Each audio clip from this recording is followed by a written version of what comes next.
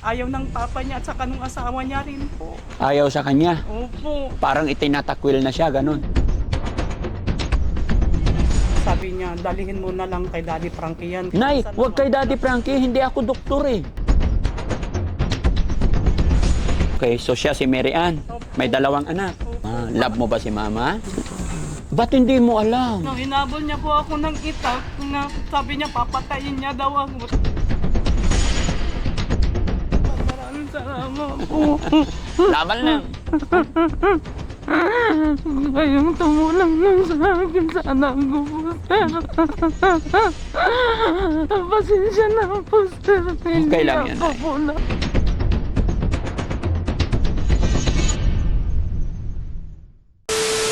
Daddy Frankie, nandyan sa'yo.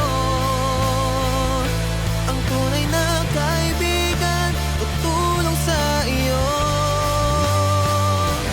Daddy Frankie, nandyan. Oh, sige, sige. Ayan na yung sinabi sa akin. Taga-barangay.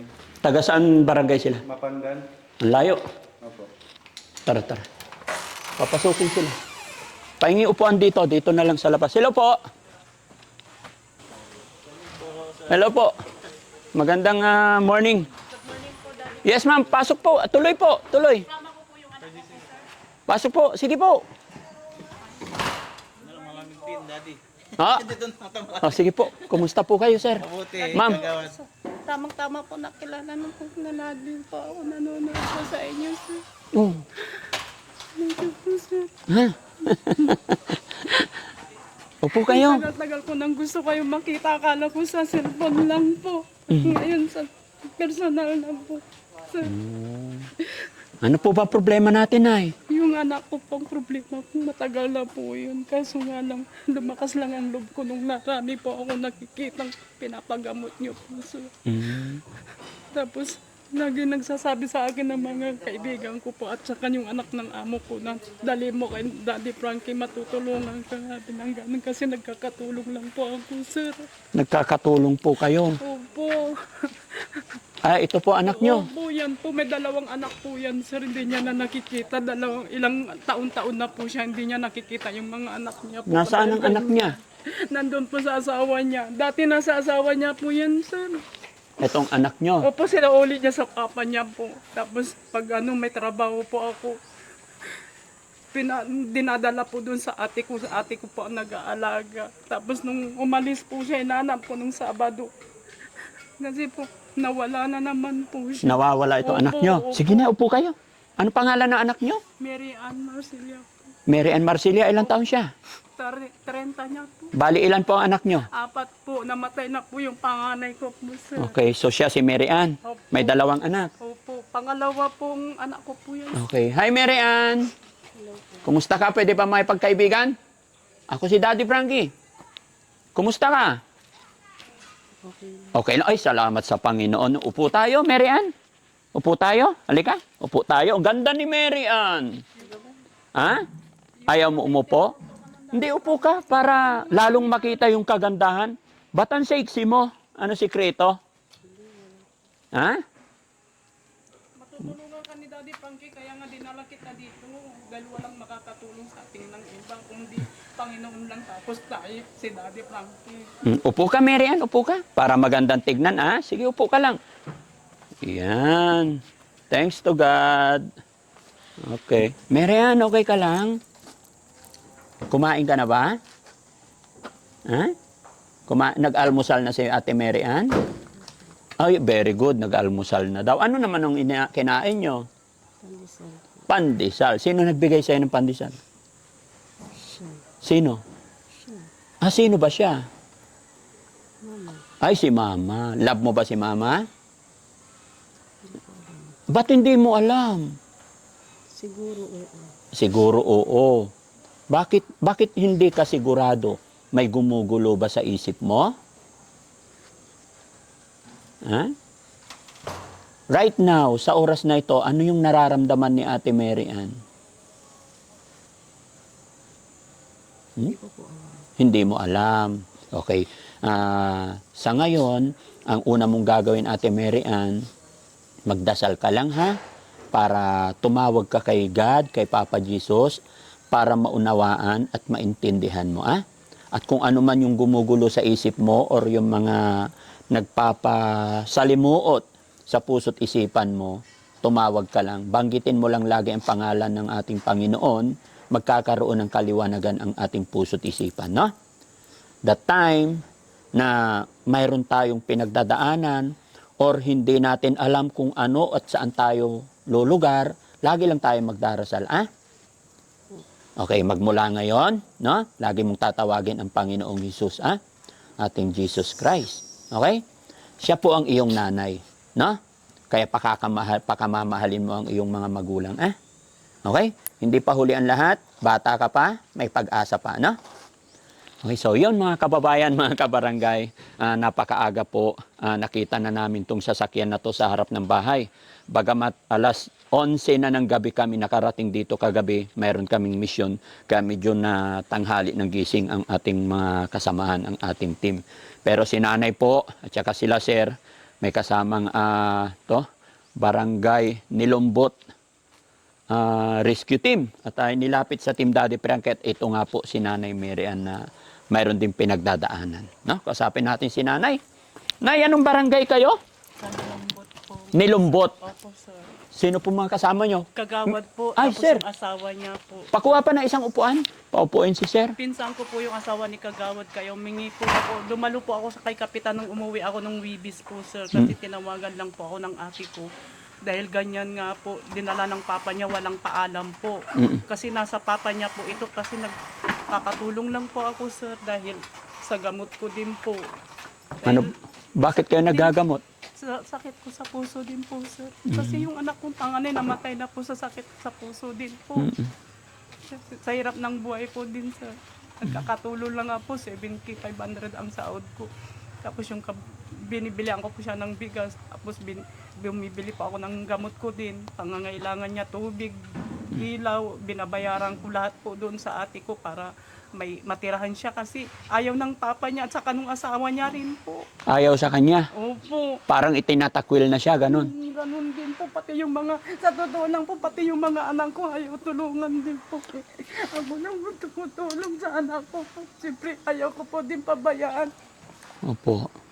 Dahil may anak po siya na dalawa, gusto kong magkakasama po yung apo ko sa kayong anak ko po. Gusto niya makasama din po yung anak ko, kaya wala po akong magagawa kundi lalapit po ako kay daddy ko. Bakit naman inaayawan na siya ng tatay niya? Ibig sabihin, hindi na po ba kayo magkasama ng asawa niyo? Tagal na po, sir. Nagkakatulong lang po ako, sir, para mabuhay din po ako, sir. Bakit siya inaayawan ng kanyang tatay? Ganyan po kasi pag minsan po nawawala po, minsan po nandun lang, nakamukmuk lang sa kwarto, hindi niya alam maglaba, hindi niya damit niya lang, hindi niya maasikaso, kaya di ko na din po kinuha yung mga apo ko. Ay, yung asawa naman niya, ba't pinabayaan? Nandun, yung asawa niya po, nandun sa mga anak niya, siya rin po ang nag-aasikaso po. Tapos pinabayaan na po ito? Opo, binalik sa papa niya po. Binalik sa papa, tapos yung papa nito, pinabayaan na rin. Binigay din sa'yo. Binigay din po sa akin. Pinagpasapasahan na si Ate Mary Ann, parang ganon. Pasapasaan na po, awang-awa na po ako dyan, sir. Kaya sabi ko, sa ate ko mabuti, mayroon po akong ate na mabait din. Siya po ang tagal niyang nag-alaga po doon. Tapos ngayon, ayaw niya na rin alagaan kasi yung kapatid kong lalaki din nasa ospital din po ngayon. Matanong ko lang, Nay, kasi sabi mo may 2 anak si Mary Ann. Ilang taon na yung mga anak niya? Ano lang po yung panganay, magti-10. Tapos yung isa na bunso, magsi-7 yata po. Okay.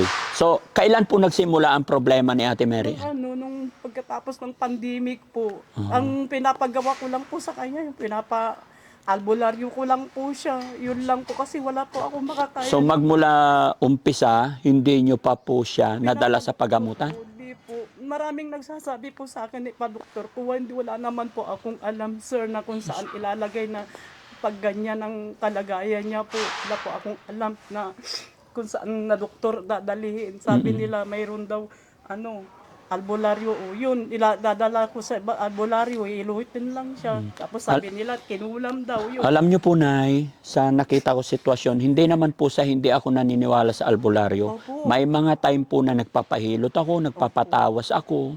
Pero sa kanya, sorry po hindi na po albularyo yan. Opo, yun nga po ang sabi sa akin po. Nagsabi po sa akin yung atin ng amo ko po. Sabi niya, dalihin mo na lang kay Daddy Frankie yan kasi daming sabing ganun. Kasi Nay, minsan wag kay Daddy Frankie, hindi ako doktor eh. tutulungan kanyang ipagamot yung anak mo, sabi niya po. Okay. Kaya yun, nung nag-isip-isip po ako, dahil nahiya po ako. Nahiya po ako, sabi ko. Tapos nung aayawan na ng ate ko, ay di ko naalagaan yung anak mo. Bahala na kayo kasi may problema din ako na kapatid natin na isa, sabi niya. Ayun, nagdesisyon na po ako. Sabi ko, Ama, tulungan mo po ako, Ama, kung saan ako kukuha ng lakas ka ako. Tama po yan, Nay. Kaya sa ating Diyos Ama lang, no? Pero matanong ko lang, Nay, binigay si Mary Ann ng tatay niya sa inyo. Ano po yung mga attitude, ugali niya? nung October po, parang ayoko na po kasi iparinig sa kanya yung ginawa niya po sa akin. Hinabol niya po ako ng itak na sabi niya papatayin niya daw ako. Tapos pag nagwawala-wala po siya sa bahay, sa loob ng bahay. Pero alam pa niya yung pangalan niya, Nay? Opo, alam niya po. Pag kinausap ng ibang tao, maayos naman? Hindi, pag may ibang tao, dada kung ano-ano ang sinasabi niya kahit na wala siyang kausap noon nung nakaraang buwan pa. Bakit ngayon, Nay? Tahimik? Opo, ngayon tahimik po siya. Kaya nagtataka din po kami. Nung kinausap ko, tama lahat ang sagot niya. Opo, nung nakaraang buwan po yun. Hirap talaga kami noon, Nahirap. sir. Opo. Lumalayas po siya? Lumalayas po. Pag lumayas, ilang araw or ilang oras bago Hindi, bumalik? Isang araw lang po. Babalik Kagaya din. nung Sabado po. Ay, Sabado kami nagpunta nung Wibis po. Nawala po yan. Hinanap-hanap po dun sa Mapandan ng Plaza. Gabi na po kami nakauwi, sir. Sige. Nay, minor pa lang yung dinadala niya eh. Po. Pero, mga ilang taon na pong ganyan? 21, no? 21. Yung 2024 ata. 22 ata. 22. Yun, sir. Opo. Nasa 3 years. Ganon. Opo. Minor pa naman po, Nay. Madali pang gamutin yan. Opo. Kaya nga po nagpunta po ako dito, Daddy Frankie, na para humingi ng tulong po kasi hirap din po ako pati sa financial po. Wala kahit pambili lang po ng bigas namin dalawa, sir. Pag umuwi ako, wala talaga kasi naubos din sa gamot ko. Nagpapacheck up din po ako. Wala kayong bigas. Hirap na po ako, pati yung mga anak ko, maski i-chat ko po sila, sir. Maski marinig nila, totoo talaga yung mga anak ko, wala. Bakit? Yung dalawang anak ko po ng lalaki. Hirap na hirap po. Ilang taon na ba yung dalawa mong anak? Bakit kanila pinapabayaan? Di ka man lang tulungan. Yung isa po, may 20. Yung isa, May trabaho na. parehas naman po. May kanya-kanya na po silang buhay, sir. May asawa na. Opo. Pero sana kahit may kanya-kanyang buhay na, Yun nga po. lingunin sana natin ang ating nanay, no? Yun nga yun, sabi ko sa mga iba kong ate, sabi ko, bakit ganito ang nangyari sa akin? Sabi ko kahit na hindi naman ako nagkapapabaya ka ako, hindi ko naman sila pinabaya nung maliliit sila, sabi ko. Paano mo ba sila pinalaki, Nay? Sorry po. Pinalaki po din maayos po, sir. Lahat po pinapasukan ko ng kasi yung papa nila na mainom din po. Nagkakatulong po, pumapasok po sa kantin para mabuhay sila, para makapag-aral po sila. Nag-graduate din po sila sa sa high school. Tapos ngayon malaki na, may mga pamilya na. Mga may pamilya na, sabi nila, nung chinat ng pamangkin ko, bakit niyo pinapabayaan si mama niya? May kanya-kanya din po kami ng pamilya, sabi nila po. Kaya hindi ko po matanggap, iyak na ako, nag-iyak ng nakaraan. Sagot nila, may pamilya na sila. Opo, Kaya pabayaan na yung nanay. Wag na. May sakit na naman, may sakit ang mama niya. May sakit na siya pang naghahanap buhay ng pambili niyang gamot, sabi nila. Sige na, hayaan mo, magdasal ka lang, no? Opo, di po ako nakakalimot ka. Kaya pa yan, malakas pa tayo. Opo, Habang sir. may buhay, may pag-asa. Nagkakatulong po ako, kaya hindi ako umaasa sa mga ate ko at kuya ko dahil wala din po sila. Pero sabi mo sa akin, Nay, nagkatulong ka, pumasok ka sa kantin, Opo. nagpakaalila para mabuhay mo yung mga mabuhay anak sila. mo, mapag-aral mo sila sa abot ng iyong makakaya. Opo, sir. Pero bakit ngayon, parang kinakalimutan ka nila, ano? Opo, kaya yun ang sakit sa loob ko po, sir. Dahil yung isa kong pamangkin na anak ng ate ko, nag-iisang anak din. Nung isang gabi, binigyan niya ako ng bulaklak. Dapat sana yung bulaklak na yung ibibigay niya nung February 14, yung pamangkin ko. Kaso hindi niya naibigay dahil hindi po ako umuwi dahil nagkakatulong nga po ako. Buti nga mabait yung mga amo ko, sir. Anong naramdaman mo, Nay, nung may nagbigay sa iyo na pamangkin mo lang instead na mga anak mo sana ang gagawa nun? Iyak na ako nang iyak. Niyakap ko po yung pamangkin ko. Sabi ko, bakit sa'yo po ang naramdaman ko ng ganito? Anak, sabi ko sa pamangkin ko. Hindi ko naramdaman sa mga anak ko. Mahal naman ko naman sila noon kahit na, lalo na pag nagkakasakit sila. Kung ako lahat ang nag-ano sa mga anak ko, bakit ngayon? Nay, sabi mo mahal na mahal mo yung mga anak mo noon. Hanggang ngayon, mahal mo pa ba? Ngayon, mahal ko pa rin sila kaso wala, kahit sa text lang wala. Laban lang, Nay, ha? Opo. Nay, naka-video po tayo. I-upload namin to sa Opo, social media. Okay lang? Opo, okay lang para marinig ng mga anak ko po, sir. Anong gusto mong sabihin sa mga anak mo? Pagkakataon mo na po ito sa pamamagitan nito. Baka maantig yung damdamin nila. Sige po. JR, Mersa, parang awa niyo naman, tulungan niyo ko sa atin niyo. Noon pa ako humihingi ng tulong sa inyo, hindi niyo ako pinapansin. Sabi niyo may mga pamilya-pamilya kayo, pero dapat tayong mag-iina ang tutulong sa atin niyo. Alam niyo kung gaano ko kamahal, pare-parehas kayong mahal na mahal ko kayo. Bakit ngayon pinapabayaan yung nagkakatulong lang ako? May sakit po ako, may bukod pa sa puso, mayroon pang iba na hindi ko lang ayaw ko lang sabihin dahil ayaw ko malaman ng mga ate ko po dahil sila po ang tumutulong din po sa mga ate ko po, sir. Tapos yung amo ko silang nagbibigay ng minsan binibilian po ako ng gamot po. Kaya pumunta ako dito, sir, dahil tinanggal ko po yung hiya ko. Talagang mahihayin po akong tao. Huwag nating ikahiya yung mga ganitong bagay, no? Opo, sir. Diba? Kaya nga po. Sabi nga nila, kailangan natin ang ating kapwa-tao, lalong-lalo na pag may problema tayo. Sabi ko sa Panginoon, Ama, tulungan mo ko kung ano kung dapat kong gawin dito sa anak ko. Kaya kung gano'n. Tulungan mo po ako, sabi ko nung pumunta sa sa isip ko, tapos yung parang gumaan yung isip ko na lumapit na po ako sa inyo. Tapos wala rin po akong kakayanan na kumuha ng magkapado ng sasakyan. Kaya lumapit po ako sa barangay namin po. Dahil kapitbahay lang namin po yung yung captain po. Tapos si Kagawad, Opo, si Kagawad po. Lumapit po ako kay Kagawad Joel po. Kagawad Joel. Napakabait ng barangay ninyo. Opo. Bihira yung barangay na susuport. Papahiram nila yung kanilang rescue. Po, kaya nung paglapit ko po sa kanya, wala pong sinabi na hindi. Sige po ate, sabi po ni Kapitan. Tapos si Kagawad Joel, sabi niya pa sa akin, tulungan ka namin ate, sabi niya. Tapos, Okay. Ano pangalan ng kapitan nyo? Edgar Garin po. Shout out kay Cap Edgar Garin tsaka kay Kagawad. Kagawad, sir. Upo ka dito, sir. Sumasaludo ako sa mga ganitong mga barangay opisyal na hindi nagdadalawang isip tulungan ang ating mga kababayan. Kaya salamat, sir, sa pagtulong mo sa ating mga kababayan. No? Oo, sir. Sana hindi kayo magsawa tumulong. Dahil hindi ako nagsasawang tumutulong, sir. Sa barangay ko. Nakakaiyak yung sitwasyon ni nanay. Yung nanay na ginawa ang lahat para sa mga anak. Pero ngayon, nanlilimos, nagmamakaawa. Kaya nakakaawa. Kaya saludo ako sa ating barangay captain dyan sa barangay Nilumbot, bayan ng Mapandan. Pangalan mo ulit, sir? Joel Lorisco. Tsaka kay Kagawad, Sir Joel. Ayan, support natin sila, mga kababayan. No? Napakasarap sa pakiramdam. Makikita natin yung mga kababayan natin na tumutulong. So, Nay, sabi na sinabi ko, Nay, Opo, sir. maliit pa lang yung problema niya. Kayang-kaya pa. Total, nandyan, napakabait ang inyong barangay captain, tsaka si Kagawad. Alam ko, lubos-lubosin na nila. Ganito po ang gawin ninyo. Dalhin niyo po siya sa bahay pagamutan, sa ospital. Riresitahan lang po yung anak ninyo. Opo. At after mangyari nun, pupuntahan ko kayo sa bahay. First step, dalhin niyo muna kung saan. Pwede siguro, sana malapit sa kanila. Binlok Dagupan, Nay. Po, alam mo po yung Kagawad. Ha? Dalhin niyo po siya ngayon, walang malaking gagastusin doon.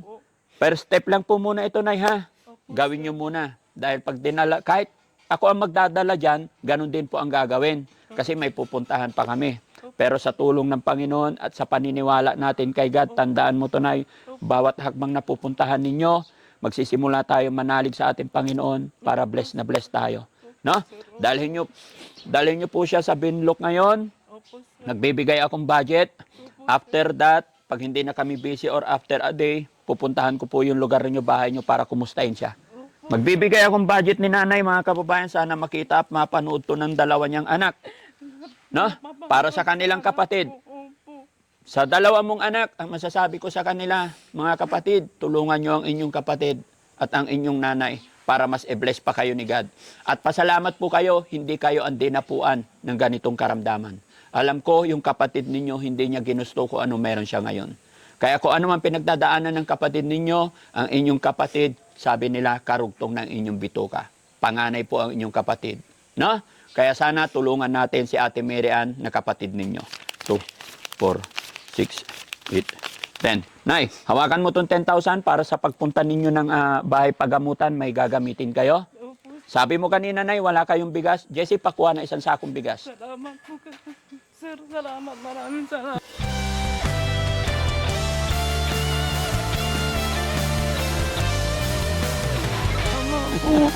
Laban na. Kayong tumulong lang sa akin sa anak ko po, sir. Pasensya na po, sir. Okay lang yan, Hindi Nay. po lahat ang problema ko sa inyo, sir. Hindi tayo pababayaan ni God. May Salamat po. Maraming salamat. So, Nay, itong bigas galing po kay Aling Rochelle. Kasi nakaraang araw, kabigat ang mundo. Lahat po, kahit gabing-gabi na May po. kamay Umabot po ako ng madaling araw. Nanonood po ako sa Abot inyo. sa'yo. okay. Laban lang, Nay, ha? Ate Mary Ann, okay ka lang? May pera ka? May ka. Ate Mary Ann? Kaya pa yan, Nay. Huwag natin kulitin, no? Nandyan sa'yo. Sa laban lang. Men, after nito, kunin nyo yung address nila para after a day. Kasi ngayon may lakad pa kami. May naghihintay din sa amin. Kagabi po, kagawad. Alas 12 na kami nakarating. Oo. Oo. Hahanapin na. Sige lang, mamaya, no? Kaya wag lang mawala ng pag-asa. Kaya. Binigay na po niya ang tutulong sa akin. Yes po. Kasangkapan lang po ako. Po, binigay na po sa akin. Naman nagpapasalamat po ako kay kay Panginoon. Kaya kung may pasasalamatan tayo na unang-una ating Panginoon. Po, bago ako pumunta po dito, lagi po ako nananalangin po na mapuntahan namin yung lugar niyo po. At saka syempre ako'y nagpapasalamat sa lahat na nakasuporta sa Team Daddy Frankie. Nagpapasalamat ako sa lahat ng viewers. Kung ano man po ang naitutulong ni Daddy Frankie, mga kababayan, dahil po yan sa inyo.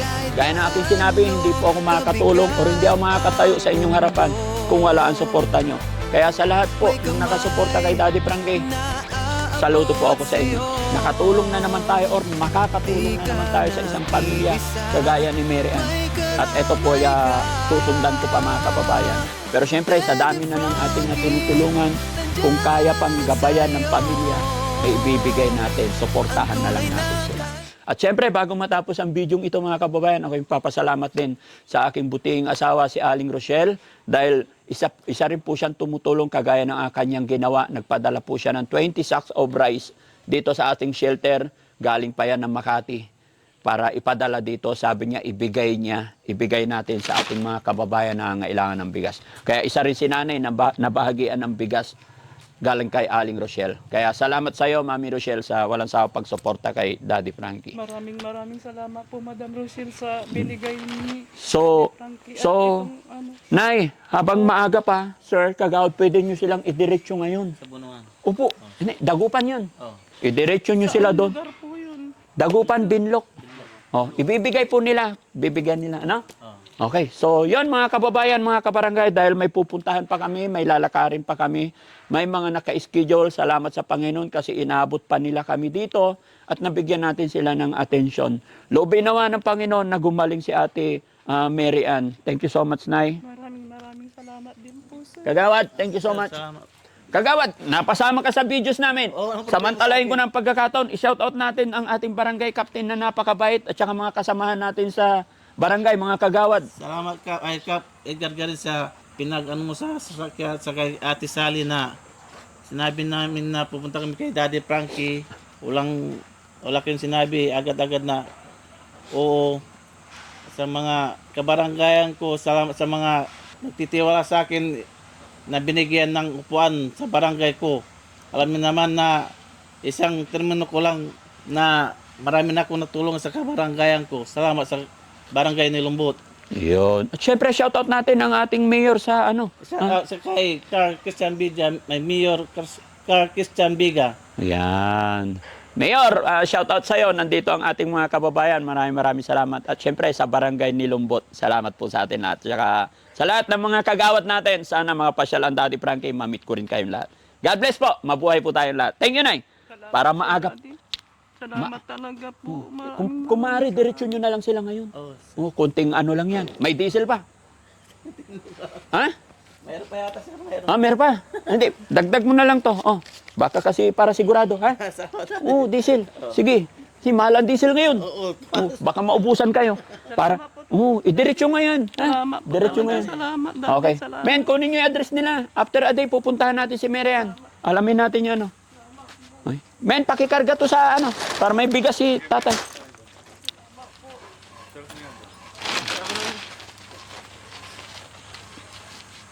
Papasalamat po ako kay Kapitan Garin. Pumunta po ako doon. Agad-agad na sabi niya, ang sasama sa inyo kay Kagawad Joel na lang kasi busy po siya ngayon. Kaya hindi siya po talaga ang nakasama sa akin. Kaya nagpapasalamat po ako lalo-lalo kay Daddy Frankie at kay Ama. Ang una-una po pinagsasalamatan ko dahil lumakas ang loob ko dahil sa kay Ama po, iniling ko po na kung saan ako kukuha ng hihingian ng tulong sa ganito. Kaya maraming salamat Sige po talaga po. kay Daddy Salamat. Frankie. Ginamit po kay Lord na talagang ginamit po si Daddy Frankie. Sige lang po. Kaya natin yan, Nay. Kaya mo yan. Ha? Kaya mo yan. Ayaw ko nang mawala ng isang anak, sir. Ang hirap ang nawalaan ng anak. Opo. Kaya mo yan, Nay. Mag-pray lang tayo, no? Sige, para makaabot kayo sa oras. Okay. Maraming salamat po talaga, Sige po. sir. Salamat. Ate Marian, apir. Ako si Daddy Frankie, ha? Magmula ngayon, kaibigan mo. Pwede ba tayong pa-picture? Ha? Ganda ni Ate Marian. Picture tayo. Pwede umakbay? Ayun. Oh. Thumbs up tayo. Thumbs up. Ayan. Oh, say hi sa mga kababayan natin. Kumustahin mo yung mga kapatid mo? Yung mga kapatid mo? Namimiss ka na nila? No? Ilang taon na yung anak mo? 14 years old. 14 years old. Wala pang 14 si Ay, Julian. 12 yata po. 12. Lang. 8B, ay, nian. Yung panganay, 8. Oh, Bunso po yun, sir. Oh. Yung bunso, ano lang, 6. Oh, so anong mensahe mo sa mga anak mo? Namimiss ka na nila. Ano sasabihin mo sa dalawa mong anak? Eh? Ano sasabihin mo? Love mo ba yung mga anak mo? Ay, very good. Thanks to God. Eh, yung asawa mo, kumusta naman? Ano sasabihin mo sa asawa mo? Sabi mo, huwag pabayaan yung mga anak nyo, ha? Ang babae lang. Ha? Nang babae lang? Hindi yung sasabihin po. Oh. Sige lang, mambabae ka lang. Ay, sige lang, patay tayo dyan. Huwag ganun. Nang bababae ba yung asawa mo? Ha? Nang bababae yung asawa mo? Oh, sige. Ingat kayo, ha? Magkikita pa tayo ulit. Po, Ha? para sa mga bata. Ano? Mag-ingat po para sa mga bata. Mag-ingat para sa mga bata o ingatan. Kaya magpagaling ka para sa mga anak mo, ha? Ingatan din po. Ha? Ganon din po. Ganun din. Eh, sa nanay mo, na mahal ka niya, anong sasabihin mo kay nanay? Ha? Yan mo, kahit ano. Mahal ko rin po siya. Mahal din. Abig Niyakap ka. ka lang. Mian, naglaan burido yung mama. Tama yan. Siya lang tutulungan si kaanak ko. Gabay ko lang abig ka lang. Dapat na diri sa leman trabaho at amay na kinat sakit ko. Ang pabig kala na ako, tayo nararo ta ka mo, ang silo sanda karay, kuya, ay agim, tan saraman ay sukit. Silo sa to kanon GR, panangaro, pari-parehas ta kayon inaro. Pero, pansilo sanda ka, katununtan gaguon da tsak, yanay ko, ading mo. Nga pulay kuya ya. Tutulungon si ka, ano sa may mampaabig anak. Timbarawa, lay tulungon si Daddy Frankie. Tanggapin nagawa ang kun talaga.